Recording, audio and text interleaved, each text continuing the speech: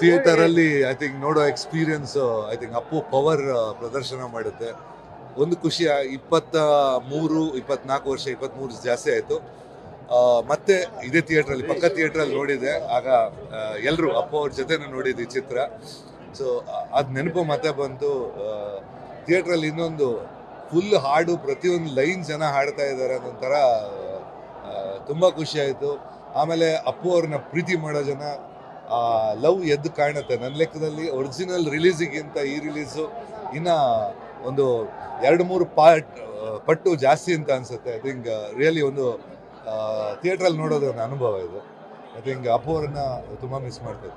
ಕಾಡುವಂಥ ನಗು ಅಂತದ್ದು ಅಪ್ಪು ಅವ್ರದ್ದು ನಮ್ಮ ನಗು ನೋಡಿದ್ರೆ ಒಂಥರ ಬಂದು ಹೊರಗೆ ಕಾಡ್ತಾ ಇರುತ್ತೆ. ಇದು ಸತ್ಯ ಇದಾಗಿದೆಯಾ ಅಂತ ನಿಮ್ಗೆ ಹೇಗೆ ಅನಿಸುತ್ತೆ ಸಿನಿಮಾದಲ್ಲಿ ಅಪ್ಪು ಅವ್ರು ಇನ್ನೂ ಇದ್ದಾರೆ, ನಮ್ಮ ಜೊತೆ ಇದ್ದಾರೆ. ಈಗ ನೋಡಿ ಅವ್ರ ನಮ್ಮ ಹತ್ರ ಮಾತಾಡ್ದಂಗಿತ್ತು. ಯಾವತ್ತು ಅಪ್ಪು ಜೀವಂತವಾಗಿರ್ತಾರೆ. ಯಾಕೆಂದರೆ ಸಿನಿಮಾ ಒಂದು ಮಾಧ್ಯಮ, ನಮ್ಮ ಜೊತೆ ಜೀವಂತವಾಗಿರ್ತಾರೆ. ಇನ್ನು ಹಳೆ ಅಪ್ಪು ನಮ್ಮ ಮನಸ್ಸಲ್ಲಿ ಯಾವತ್ತೂ ಇರ್ತಾರೆ. ಅವಾಗ ಮ್ಯೂಸಿಕ್ ಹೆಂಗಿತ್ತು ಕ್ರೇಜ್ ಈಗಲೂ ಅಷ್ಟೇ ಇದೆ. ಅದ್ರ ಬಗ್ಗೆ ನೀವು ಸಿನಿಮಾ ಪಾರ್ಟ್ ಆಗಿರೋದ್ರಿಂದ ನಿಮ್ಗೆ ಏನು ಫೀಲ್ ಆಗುತ್ತೆ? ಅಲ್ಲ, ಯಾಕಂದರೆ ಒಂದು ಚಿತ್ರ ಮಾಡುವಾಗ ನಾವೆಷ್ಟು 1-2 ತಿಂಗಳು ಕೆಲಸ ಮಾಡಿ ಅಲ್ಲಿಗೆ ಮುಗಿದು ನೆಕ್ಸ್ಟ್ ಪ್ರಾಜೆಕ್ಟಿಗೆ ಹೋಗ್ತೀವಿ. ಬಟ್ ಇಷ್ಟು ವರ್ಷ ಆದರೂ ಜನ ಅದೇ ಹೇಳೋದಿಲ್ಲ. ಫುಲ್ಲು ಲೈನ್ ಬೈ ಲೈನು ಹಾಡಿ ಅದನ್ನು ಎಂಜಾಯ್ ಮಾಡುವಾಗ ಒಂದು ಕೃತಜ್ಞತಾ ಭಾವ ಬರುತ್ತೆ. ಒಂಥರ ಅಂದ್ಕೊಳಕ್ಕೆ ಇದು ನಾವೇನೋ ಒಂದು ಪ್ರಾಜೆಕ್ಟ್ ಇಟ್ಕೊಂಡು 2-3 ಮಂತ್ಸ್ ಇಟ್ಕೋತೀವಿ, ಅಲ್ಲಿಗೆ ಮುಗಿದು ನೆಕ್ಸ್ಟ್ ಪ್ರಾಜೆಕ್ಟಿಗೆ ಹೋಗ್ತಾ ಇರ್ತೀವಿ.